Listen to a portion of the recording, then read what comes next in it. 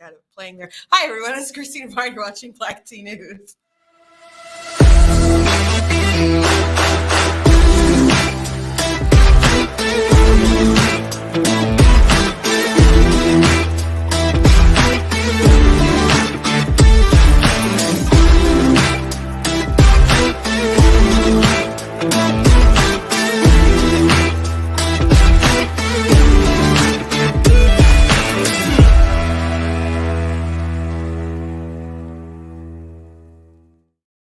Hello. Welcome to Black Tea News. I'm your host, Christina Barr, and today we're going to be talking about Greta Thunberg, who was detained. A lot of people are saying arrested, whatever. She was detained during a protest for coal or something out in Germany, and there's video of the detainment, and obviously it's very much a performance art. And I think it's so annoying when there's these activists that decide to go out there and they'll get arrested for clicks, for likes, or whatever. And you can tell that it's just not a really serious situation. And you think back to people who were really, antagonized by the police in different protests historically for people trying to achieve some kind of civil right or something, the aggression that they actually had to go through versus like AOC or someone being like, I'm arrested and, put your little zip ties on me and I'm going to pose for the cameras. Like it's just really gross. So anyway, we're going to talk about that. Also, we're going to look at this video from Andrew Mitchell from MSNBC that happened the other day. We didn't have time to get to it at the end of the broadcast, so I'm going to go ahead and make sure I get to that today.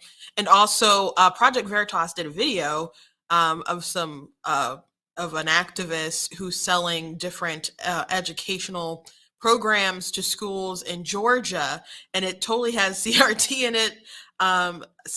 Project Veritas does it again. They get someone on camera, someone just takes them out to dinner, they have some drinks, and they just spill their guts. And he's just calls it diversity, equity, inclusion, which is we know, right, that that's what they're saying, that's what they're using nowadays, and it's just still CRT. And so that's what they're putting in the curriculum. And you have people like Joey Reid, who's like, it's not any of the schools, it's totally in the schools. People just aren't paying attention. So we'll be watching some of that today and commenting on that investigation. So again, kudos to them. They do good work. And it is such a relief that they're back on Twitter after they were removed, after like exposing CNN and stuff. And, Elon Musk brought them back. So it's nice that Project Veritas videos can go on Twitter. So before we jump in everything, I want to encourage you guys to go to blacktnews.com, check out different content on my website, different videos, different articles that you guys can check out.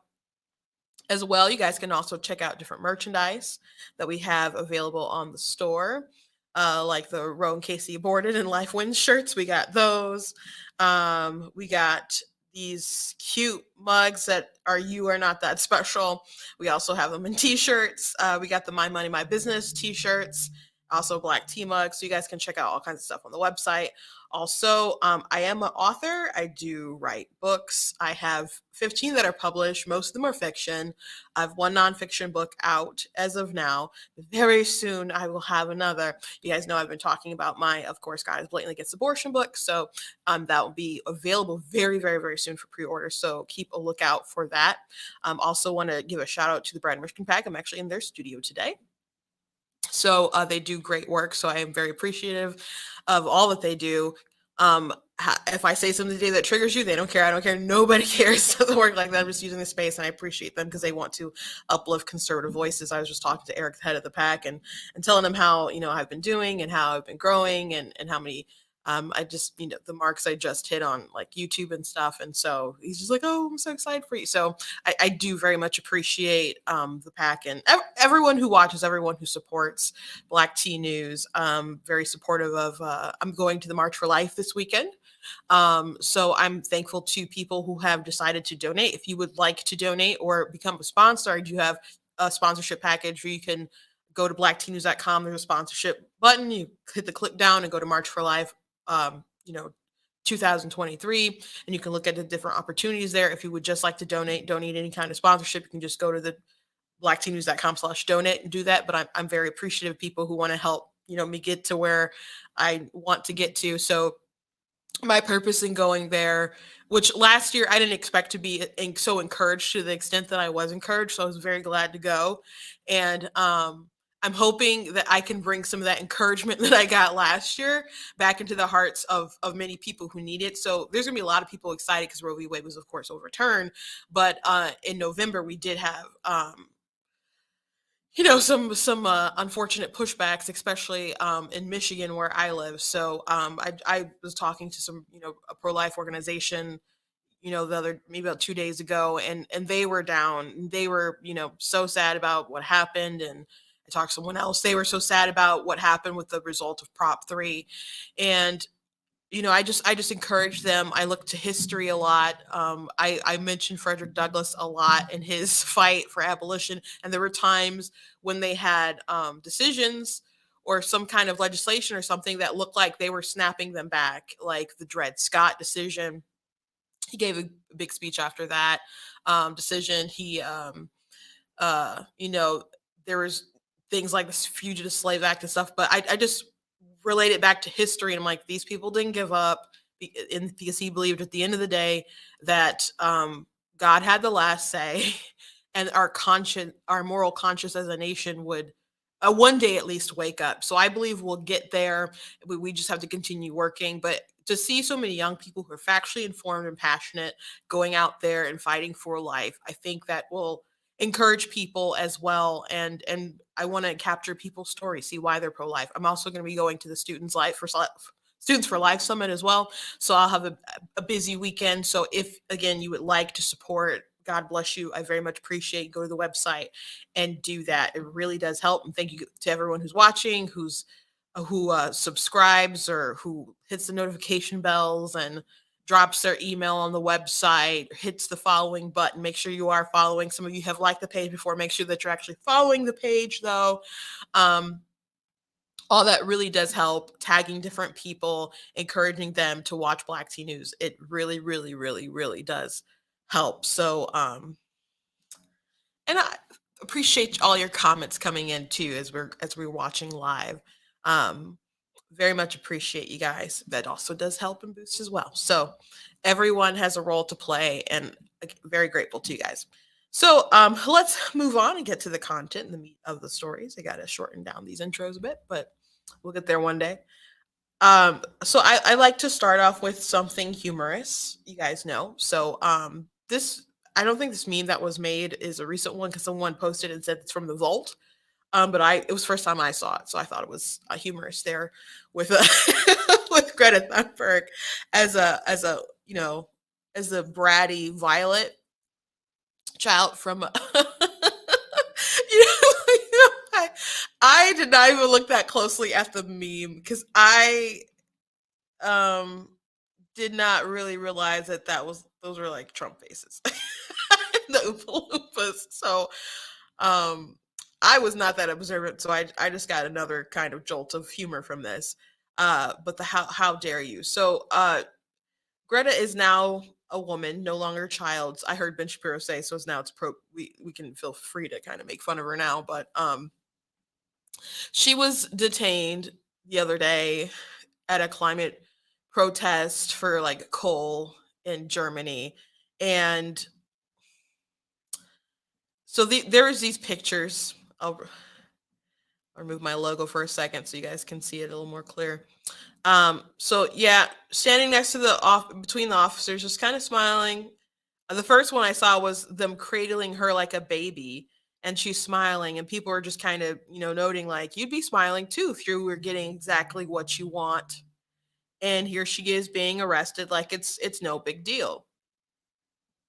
So I find this really, really annoying, but in general, and I'll get to that in a moment, but let's look at the videos. And the pictures were bad enough, but after seeing the videos, people are like, okay, this really looks like it was staged. So what's going on here?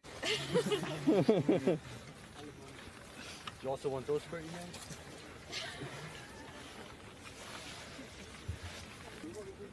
Wie sieht's denn aus mit der Badstraße? Wat moet je hebben?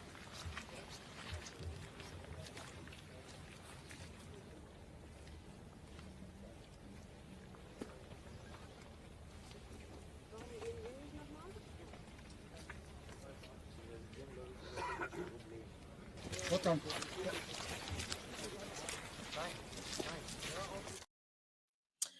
Yeah, so I I've never been arrested, but I would just think, or detained, we'll say detained.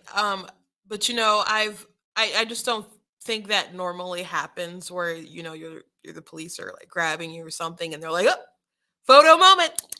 Let's keep that in the memory box.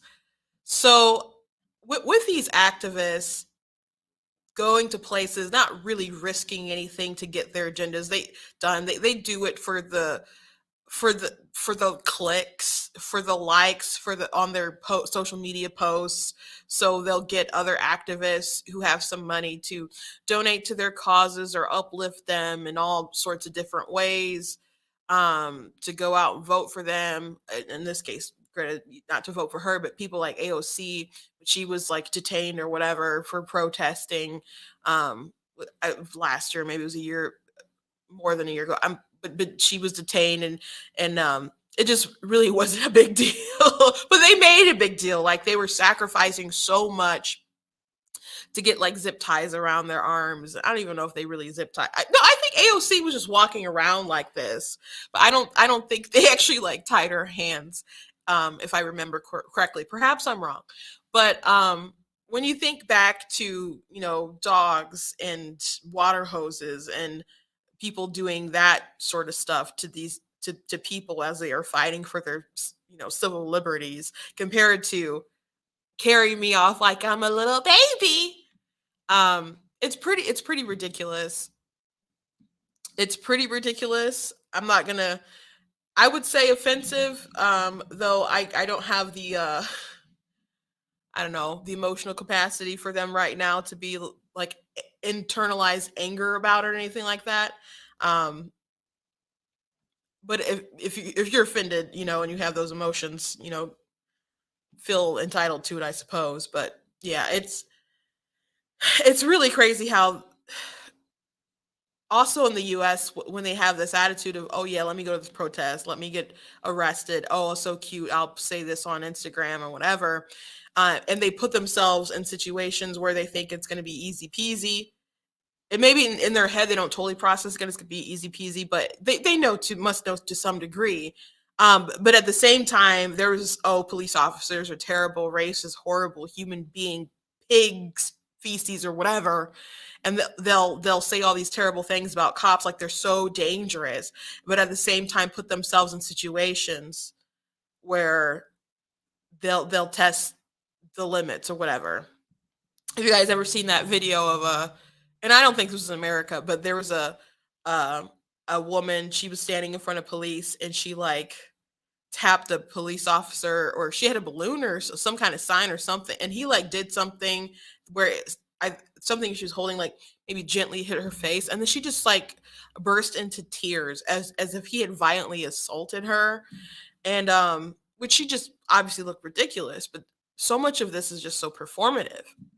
So if you really thought police are so terrible, and police can do some shady and inappropriate things, but if they're so terrible, why are you doing this stuff for funsies, putting yourself in these situations for funsies? And even beyond like the performance art, like to this point of like why are you putting yourself in these situations, back to like the Kenosha riots. And I've talked about this so many times because I can't get this out of my head, when the old man was like, um he had a fire extinguisher and he's putting out like a fire in his building, and there's these people running out of it because they was, I don't know, vandalizing, stealing, or whatever. And so then a guy came up behind him and knocked out this man. He's like in his 80s. He ended up having a broken jaw. And so the person who was like filming it, or was with the person filming, or whatever, she just started screaming and ran over to the man. And then she was telling like a group of black kids, like, you know, you're making things so terrible. Like, what do you think is going to happen to you people when they see all this? Which apparently not enough happened to these people. when we all saw that. But I don't know how many people, spent time watching all this footage compared like me versus like the average person. So maybe people genuinely don't know how bad things were to the point where someone like Kyle Rittenhouse was like, yeah, let me and another group of people try to protect this man's building. Um, but it was terrible. And so a girl starts this black girl starts talking to her like, nah, he was laying females out with the air, talking about the fire extinguisher. And she's like, you don't understand, these black men out here terrified, blah, blah, blah. If that's true, if they're out here terrified, why are they out in the streets like looting and rioting and put themselves in harm's way for the police to come and have an excuse to do all kind of terrible things? If you're accusing them of being these terrible monsters that you're so afraid of, but you're certainly not acting terrified, you're acting entitled. Like you're taking advantage of the situation. That's what you're acting like. That's what you're acting like. So it just bothers me how much people exaggerate this stuff. Anyway, let's go ahead and move on. I want to talk about this video with Andrea Mitchell from MSNBC. And so there was a Republican congresswoman, I believe it was a congresswoman, who was, they were talking about the issue of, even though thinks we should focus more. Yeah, it was Representative Nancy Mace, Republican congresswoman. She said that, she wants to focus on birth control and other measures to prevent abortion, as opposed to, I don't know, focusing so much on it. But she voted in favor of the, some anti-abortion measures. And but by the way, the measure where it was like, let's provide care to people who survive abortion, that's not about abortion, it's about the person who survived it. And you had um all but two Democrats who voted against requiring medical care to children who survive abortion. One of the Democrats voted against it, and one of them just voted present. So that's pretty messed up. Um, so your right to abortion was obviously protected because you were able to get the abortion, and now the child has survived. So why can't you help that child who is considered a person, you know, after they've been hurt? And so I made the case that the reason why they don't want to do anything is because, or they voted against, is because if they give aid to the child, the survivor, then they have to admit that they were a victim. And so I think like a decade ago or something, this wouldn't be controversial, but unfortunately our world is going to a very radical place. And we already went through some of the floor speeches that the Democrats came up with that were so wild. But it goes back to like, when Obama was in the Illinois Senate, they had similar sort of bills that he was against, because he made the excuse like, hey, I think doctors would take care of the patient, which if you looked at people like Kermit Gosnell, maybe, when he was a monster, but abortion doctors, tend to do monstrous things. But you'll have, and then he's not alone. But there's other doctors who of course that would do the right thing, but there's some that you might have to look out for. So mandating this, that they have to give care, there shouldn't be anything wrong with that if he's so confident the doctors will do that anyway. I understand thinking is unnecessary law, but there's nothing wrong with providing that, making it a law either. But the real thing was that he believed that the Republicans were trying to burden the original decision of the woman. So now we can't really protect these babies if they survive abortion, and help them if they survive abortion, because it might make the women feel bad about getting the abortion at all. So again, that's pretty messed up. If they treat the child like a survivor, they have to admit that they were a victim of violence. So that's what that's about. So anyway, Andrea Mitchell scolded her coworker on air about using the term pro-life. Well, she told reporters after the fact that at the end of the day, she was, as she described herself, pro-life, and that she felt that it was important to vote for these measures despite their potentially politically damaging or politically unappealing appearance, if you will, for Garrett, future voters. Let me just interrupt and say that pro-life is a term that that an entire group wants to use, but that is not an accurate description. I'm using it because that's the term she used to describe herself, Andrea. I understand. That was such an activist moment. Like, so much journalism is, I guess, how does Ben say it? Journalism. Never mind. Go watch Ben say it.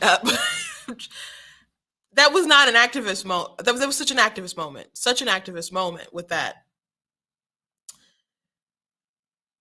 Yeah, we call ourselves pro-life. The reason, if anyone's curious, because like, you're pro-birth, you're pro-forced birth, blah, blah. I'm not pro-birth. I think some of you shouldn't be having kids, just to be frank. Just to be frank. Just to be totally frank with you guys. So no, I'm not pro-birth. I'm just like, but if you make the baby, just don't kill it. That's a position, right? But we're pro-life because we believe in the right to life, which is the right to not be killed. That it begins at, well, I guess people can vary on it, but most of us agree that and fight for the conception position. But once, we get that hammered down, like when it's a life, you don't have the right to unjustly take that life. And if you could say, well, what about the death penalty and all that? The people of the pro-life movement vary on different things as far as like, being in a position where you might have to take a life, or whether it's for self-defense or death penalty, whatever. There's not a solid position for that. Pro-life has to do with abortion. You Google that, you'll find that out, unless they changed it. But it'll say you're anti-abortion and euthanasia. That's what the definition normally is. So it's got nothing to do with any other topic. It's about abortion. And you could still reason that if you are going to be charged with the death penalty, you have gone through a process, you've had due process, and your rights have been revoked. The unborn get no sort of process or justification, no justice or whatever. It's, an unjust killing. Therefore, it's a human rights violation. We're against it. They should have the right to life. So that's the position, the gist of it. It makes sense with the pro-life. I think that makes more sense than pro-choice. It's like, oh, I'm pro-choice. Are you pro, not getting the vaccine if you don't want it? Were you pro not wearing the mask? Are you pro school choice? Are you pro I voted for Trump and you respect that I made that choice as a voter? Like, are you pro-choice? Are you pro if a father chooses not to pay child support? Do you support that choice? What choice are you specifically talking about? You're talking about the choice to choose abortion. So if you just called yourself pro-abortion, that would be a more honest position, which I think people following the logic of the pro-choice argument, like the woman just should have the choice because it's her choice. Then why, if you follow that logic, the only thing that's consistent is not to make viability arguments or whatever, blah blah blah. It's her choice. It's in her body. Therefore, she should be able to terminate up to 9 months. There's only like two really consistent positions in the argument. People can say there's a bunch of nuance and you need to make compromises or whatever. There's only two consistent positions: that a woman should be able to kill it as long as it's in her body, because you're choosing not to recognize the body in her body and the life within her body as a individual that's worthy of being protected, etc. So it's in her body. You believe her bodily autonomy trumps the right to life. Even though we have conflicting rights all the time, and your bodily autonomy is not absolute, and people make regulations or whatever all the time, but you believe that they have the right to do that because it's in their body. So they should follow that logic. They should be able to do whatever until the moment of birth, which alarmingly 10% of the country, I guess, agrees with. And then you have like the pro-life position. It's a life at conception, therefore we should protect it. Now, there's people who vary on when that is, but the most consistent standard that makes sense is actually conception. That's when our origin as an individual human beings begins. It's only like really two very consistent positions on the matter. We can argue with in-betweens and compromises or whatever, but really those are the only two positions. So they could just see, but a lot of people who are consider themselves pro-choice don't consider all the way to 9 months. So I think, but that's what that's what they want to call themselves. And Andrea Mitchell would be like, would not question them calling themselves that. So pro-life people calling themselves pro-life, she berates her colleague and corrects them. And her reasoning is that's not accurate. Their position isn't pro-life. And that's just what the group wants to call themselves. Yeah, and we've been called that for a long time. We've called that for a long time. So it's pretty concerning how much activism you see from these folks. And we already did another video from MSNBC, maybe it was Monday, or if not late last week. But they're doing a lot of activism on their part. Also, if you talk anything about abortion, if you talk about it on TikTok, you're talking about on YouTube, there's disclaimers that will pop up that will have a link to IH, and it'll talk about what abortion is, and it'll say like it's ending a pregnancy. Very vague stuff. No acknowledgement that a human child is, killed. So they're really trying hard to reshape a lot of narrative, a lot of language. They're coming for pregnancy crisis centers because they say they're misinformation centers, and they're coming for people who are activists, people who pray outside abortion clinics, people who just stand there, whatever. They're coming for folks. Even though you haven't seen the DOJ really go after people who were committing acts of terror and actually like vandalizing or committing arson, and they allowed people to protest illegally outside of Kavanaugh's home for a long while. You had the person who actually like went to assassinate, but I mean, of course they took care of that guy, but that people shouldn't have been protesting the homes with the intent of changing their opinions on the ruling. That was actually illegal. But what is our DOJ up to?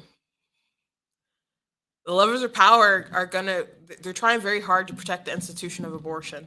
They're really, really trying hard.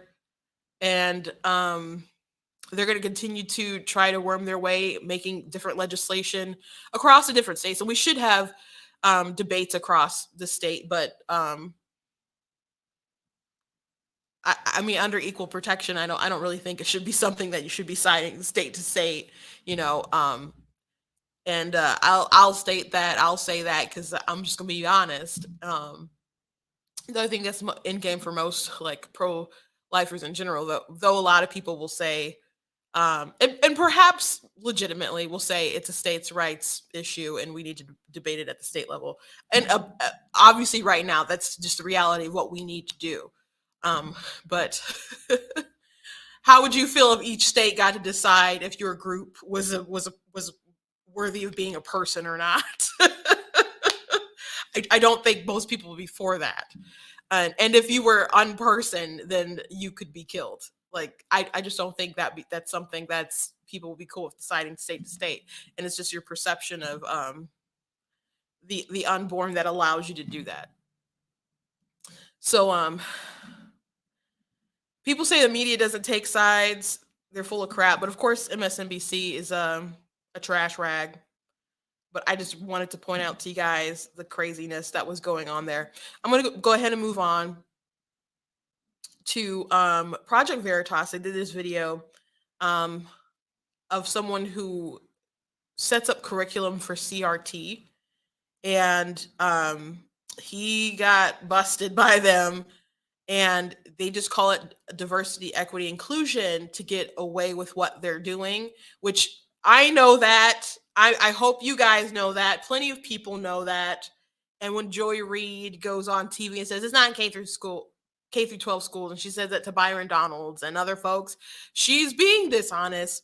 I believe she's being maliciously dishonest, not just willfully ignorant. I believe she's being maliciously dishonest, and people are aware that there's elements of diversity, equity, inclusion, that stuff that has CRT in it. Of course, it's not like a huge, complex course that maybe you get in law school that they bring to kindergartners, but they are bringing things to kindergartners. So I'm going to go ahead and play a bit of this video. Hopefully, Facebook isn't like, is that James O'Keefe, and takes it down. But let's go ahead and watch this. Don't say the words to the race theory.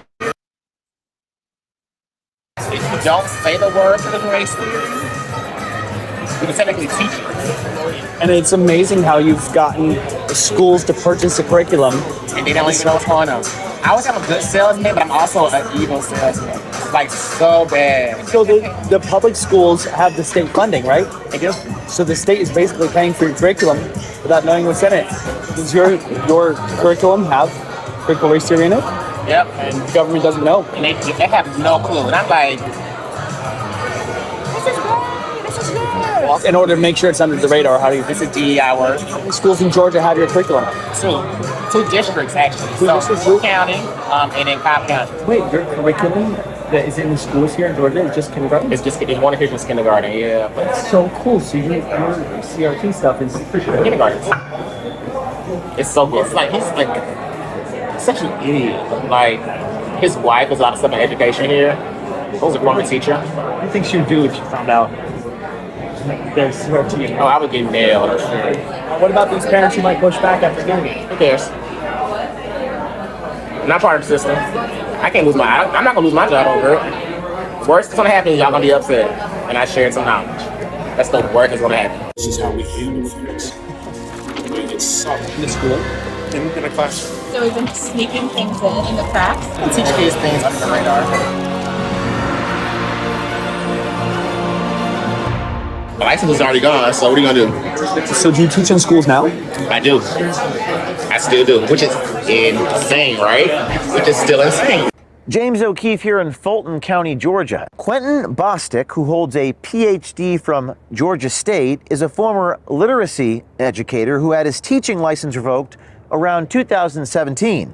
Quentin now works as a project manager for the Teaching Lab with a $15 million budget dedicated to creating more equitable curriculums. Bostic is now on his own selling curriculums he created to the state of Georgia. He admitted to having multiple private companies where he profits off the curriculums that he sells. And it's I just want to pause and bring up the fact that people talk about the issues that people have with schools and kids not learning. And like, you can legitimately have kids who will graduate like in some inner city schools that have very, very, very low reading levels. And that's very sad. Very, very sad. It should be infuriating to parents. And people always say like, no, we just need some more money. We just need some more money. I'm like, I'm sure there's teachers and folks who want to be paid more and stuff. But and I mean, who doesn't want to be paid more?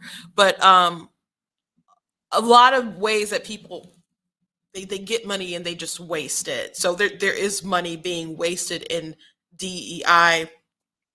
We talked back when it came out some time ago with some of the COVID money, like our taxpayer dollars spent on this COVID money that was they're just printing stuff that hurts us ultimately with inflation and other crap. They're putting money into the different schools, and some of it was spent on diversity, equity, inclusion stuff. So you here there's a big pandemic, and of course there's a pandemic, very much exaggerated by the masses, especially by the government and so on, and the media.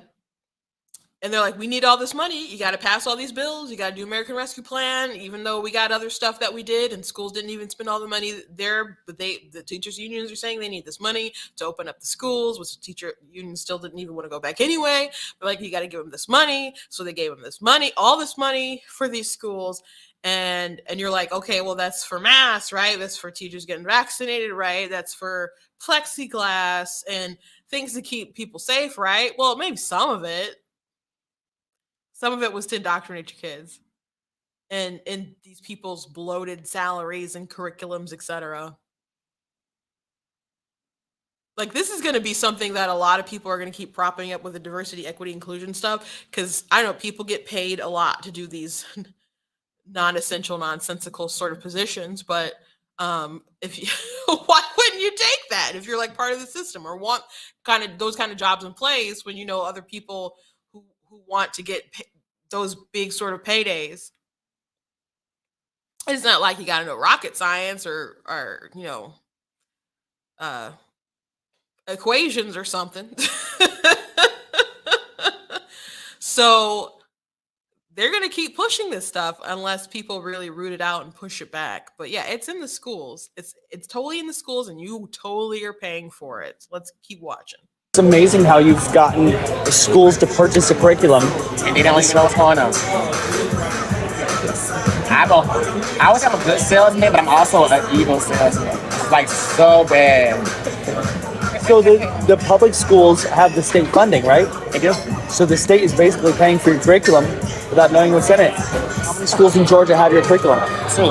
Two districts, actually. Two districts? Cook County, and then Cobb County. You make that profit, Mike. Yeah. Not Oh, just yeah. Mike. Good. Mm-hmm. The state pays for that. Correct. Yeah. They do. The state pays for it. The state pays for your stuff. Mm-hmm. They don't know critical race theory is in it. Right, of course. They don't know. Amazing. They don't know. I mean, so basically this goes right into the account. And your account, Mm-hmm. not teaching habits. Nope, my account. The problem with this is that Bostic admits his curriculum is rooted in CRT, also known as critical race theory, which happens to be illegal to teach in the state of Georgia. Bostic says that if Governor Kemp and his wife found out what he was doing, Governor Kemp's wife is an educator, that Bostic would be, quote, nailed for doing it. Is critical race theory illegal in the schools here? It is banned. You're still banned in the schools. So But not your curriculums. Exactly. And on top of that, if you don't say the word critical race theory, you can technically teach it. And people don't know what critical race theory is. So when they see the word, they're like, Alarm goes off. Alarm goes off. But if you teach the principles of it, people are like, of course. Like, So does your curriculum have critical race theory in it? yep. And So we'll continue watching, but I just want to point out, like, because Joy Reid tried to scold or school Congressman Byron Donalds, and was like, it's not in K through 12 schools. Now I knew that was a lie because, well, I've just been around the block and I'm not dumb, but I know that the Detroit superintendent like literally said that they purposely incorporate like CRT into their curriculum. So there's like there's proof of people admitting it, and then there's been teachers who have trainings or different teacher groups that have these trainings. It's an ideology. Like they mean for them to bring that back to the classroom. They're not just forcing teachers to go through this mandatory training so it won't warp their brain and just be like, oh, that was a good waste of time. Go and teach your math and science and just forget all about this. No, that's not the purpose of doing all that stuff. So there's evidence, plenty of evidence that it's incorporated in the schools. Is it to the degree of what conservatives make the outrage? Who knows? Who knows? But people are really pushing the diversity, equity, inclusion. Fulton and Cobb, Fulton's not a small county. And I don't think Cobb is either. I mean, I'm not from Georgia. I don't know if I got anyone from Georgia in my comments. But and he says districts. He didn't say schools. He said districts. And Detroit, that's not, small. It's not a tiny farm village or something in Michigan. So people are really pushing it for sure. And then people will start with the big stuff and then and try to get you in any sort of nook and cranny wherever you're at. And they're training each other to go and infiltrate red states and red areas, red towns and whatever, so they can get to your kids. And as Chris Evans, though it was about a different topic, he said people will die out like dinosaurs, and then you just have your indoctrinated kids indoctrinating other folks, indoctrinating them, and it's just a cycle. And then we'll look up one day and say, what the heck happened to our country? and indoctrination within the schools. So if you don't so they did these bans all over the place.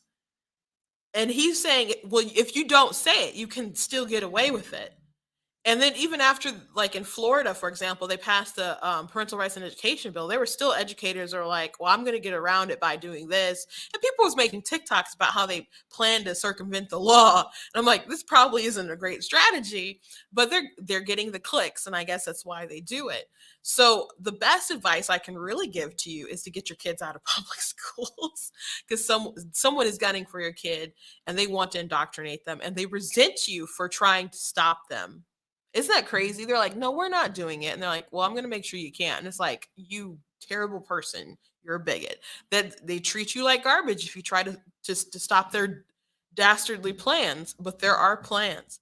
So really, I know people want to fight for school boards and it's all that stuff. I respect that. It's a fight that is well worth fighting. But at the same time, I wouldn't put my kids in public schools. And some of these private schools got a lot of weird stuff going on too. So I will forever, when the human pops out of me, like we're homeschooling, kiddo. Or we're going to get you some real life world experiences. We're going to travel. You're going to learn from the finest people, but you're not going to go into a school system and basically have a Lord of the Flies type experience and, get indoctrinated by some hippie teacher. Like, not going to happen.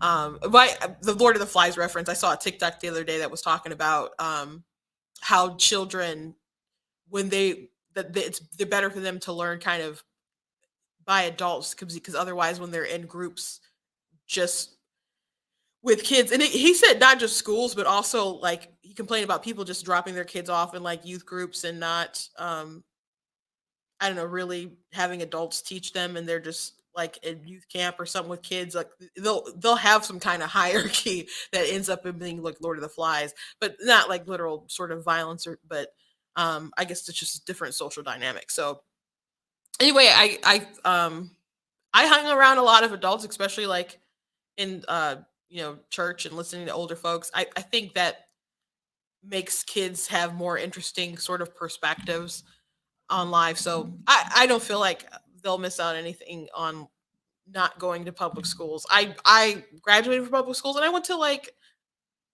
some nice ones. Some of them weren't so great, but I had a decent experience in my education.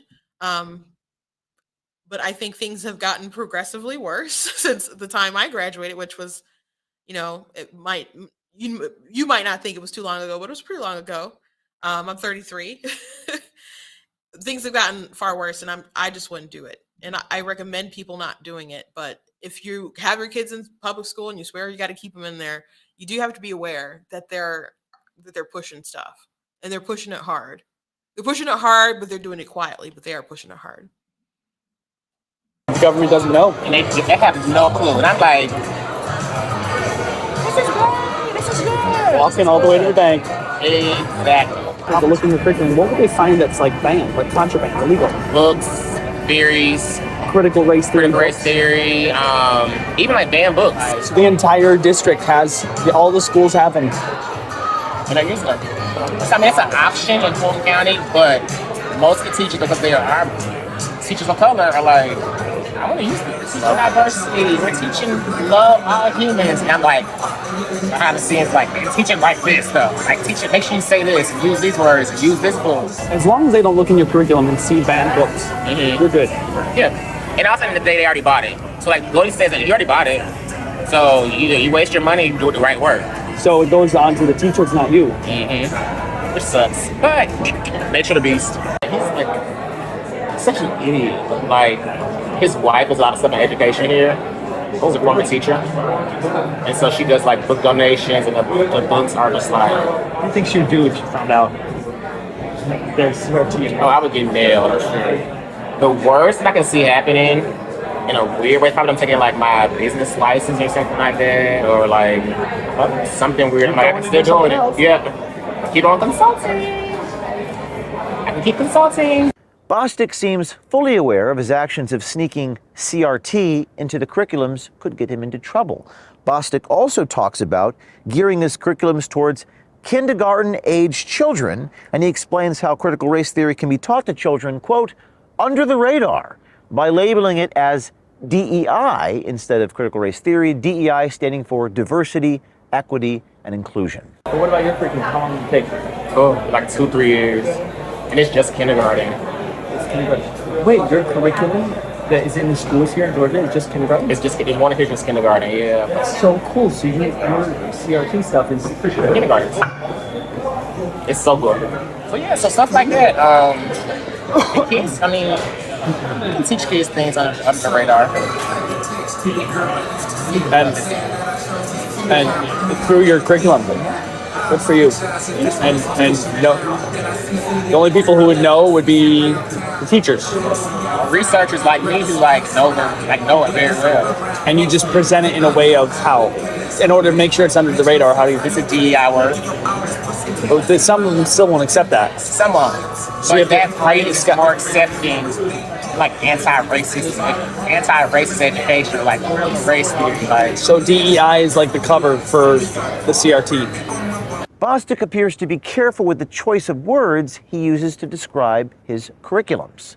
He also claims that parents are ignorant, and the goal of his curriculum is to have the students go against their parents. I hate to say it, but like parents aren't teachers. Parents are ignorant. They are. And so you're making money off of ignorant parents. Yeah, and these kids are also pushing against their parents too. Like, Mom, that's not right. You shouldn't say that. Well, that's the goal. Yeah, eventually. To get the parents, To get the kids to influence their parents to make the shift too. So if parents aren't coming into schools, then the teachers can go and see what they want, right? It's clear that Dr. Quentin Bostic is willing to use deceptive measures to push his agenda on young students. Stay tuned for part 2, where Bostic explains how he really feels about the Mackenzie Scott-funded organization he works for, the Teaching Lab, or as Bostic refers to it as, the Scam Lab. Stay tuned.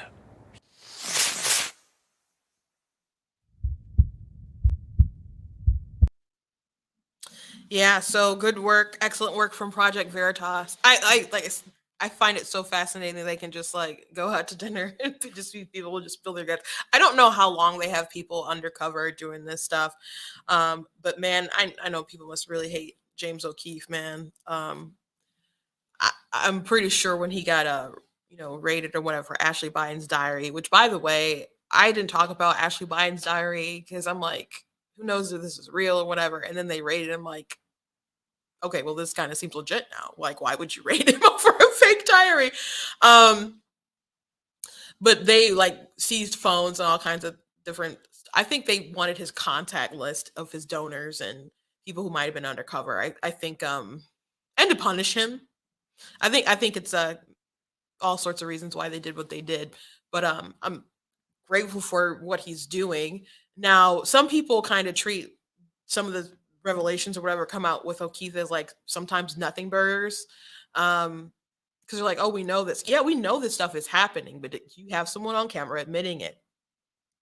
And there's some people who just absolutely do not know these things, or they won't believe them without some sort of evidence. Now, some people are going to see Project Veritas and their well is poisoned as far as O'Keefe, and they'll ignore it or whatever, and they just won't still accept it. But every little bit helps. So I do appreciate the work that they're doing. But again, I know that diversity, equity, inclusion is still CRT. But you heard him say that his work is for kindergarten. He's all like bragging because he's got into these schools and it's for kindergartners. And so, yeah, people see diversity, equity, inclusion, and they're like, well, I'm a good person. I'm not a racist. So yeah, of course I want to teach this stuff. And it says to teach it this way and to say these things. And you want to be sensitive and you don't want someone to call you racist and because you're not going along with the program. So they go ahead and teach this stuff without any sort of remorse towards these kids. And it's really gross. It's really disgusting, but that's what they do. So if you're a parent, you got to be watchful. You got to talk to your kids. You got to talk to your kids' teachers. go to the school, look in the classroom, see if you see any flags hanging anywhere that shouldn't be there. If you're on a Zoom call or something, listening in sometimes, a lot of the stuff got exposed because people were virtual and parents are saying, "You guys are learning what? You guys are saying what?" So you got to keep an eye on these kids. Again, I wouldn't have them in public school. That's my sincere advice. I think there should be a mass exodus of parents, um, because we see how they're, the goal is, and they're going to continue to indoctrinate your kids and hope that they succeed and things will only get worse.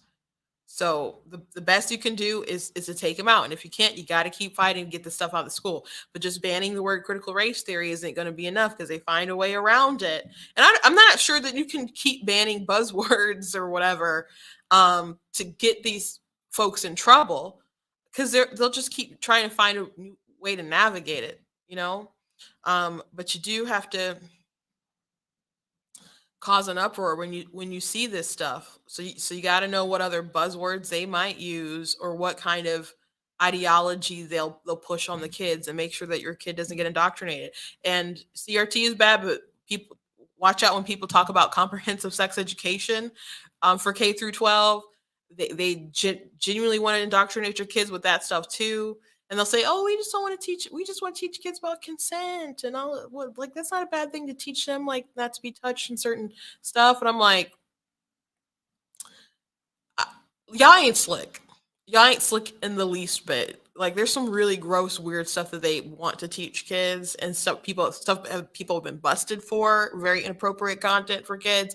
But they also want to teach them about gender identity. And the more they teach these kids about this stuff, the more confused kids are. You have this population of people identifying as LGBTQ plus IIP, whatever, hashtag sign, decimal point. Then it's not natural, the amount of people who are jumping on it. People are being indoctrinated, and people don't even have genuine gender dysphoria, and they'll self-diagnose, and they're like, well, you just got to affirm. You can't even like get to the root of these issues with these people. And then they push them into being big pharma rats. And there's other countries that are waking up sooner than America, but unfortunately, we're willfully ignorant as a whole. And you have some very heinous people on top who are pushing this agenda, including our president. So we got to fight back. I'm sorry if you're a parent and I'm freaking you out. But you need to know. You absolutely need to know. Anyway, I want to thank you guys for joining me today. Please go to blacktnews.com, check out different content I have on my website, different videos, different articles, etc. Please make sure that you guys check out merch at the store. I got the goat hoodie, goat t-shirt. I got the "I'm Not the Victim You're Looking For" shirt. I mentioned Frederick Douglass. So, I got this, "The Constitution is a Glorious Liberty" document. Love that shirt. And I guess Black History Month is coming up soon, so you might as well get some cool merch, I guess. So there you go. And since I mentioned that Black History Month is coming up, I do, as I mentioned earlier, I do write books, and so I do have a historical fiction fantasy book. If you imagine like X-Men meets like Harriet Tubman or something. So you guys can check out my books. If you go to blacktnews.com and you go to the merchandise section, there's a banner at the top with all my books on it. And that'll take you to my book website. Otherwise, you guys can just search me on Amazon, Christina L. Barr, but I will pop up the website really quick so you guys can see. It's ninjadustpublishing.com. That's my book website. So if you guys want to check out my books, and I do appreciate everyone who's picked up a book. I got children's books and mostly like young adult, paranormal romance, contemporary fantasy, all kinds of stuff. But check it out. Let me show them my picture with all my books again. Let's be with all my babies, all my published babies. But I do also have another nonfiction book coming out very soon. So at least going to be available to pre-order very soon. So make sure that you guys are going on the website and putting in your information so you can get all different kind of alerts and stuff. Again, I am going to March for Life this weekend. And so please make sure that you you know, still watch my stuff while I'm gone. I plan to still stream. I will not be live, but there will be streaming, so you guys can still, check in with Black Tea News. And if I have a moment, then I can interact a bit when stuff goes live.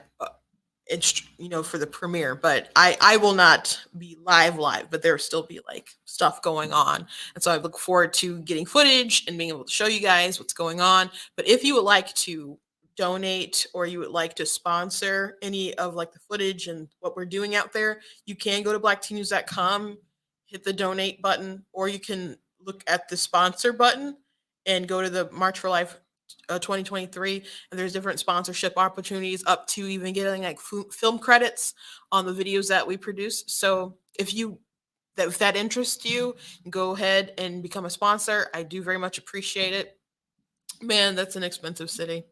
And gosh, the park, there's nowhere to park. Nowhere to go. I just feel like it's too expensive for what you get out of it. Like, I know there's cool places to go visit, or people think there. I don't know. My sister used to work for the RNC, and I just was never like, oh, we're in DC. Like, excited to be there. I feel like there's so many better places to eat in the world, to like across the country. It's just not a happening place, in my opinion. I mean, of course, there's some cool history and stuff there, but I don't know. Maybe I'm wrong. Maybe there's a person out there, like a historian, is like, I love DC. How dare you? I'm like, but we're gonna get some good footage. So if you want to support, I appreciate it. Anyway, God bless you guys, and I will see you next time.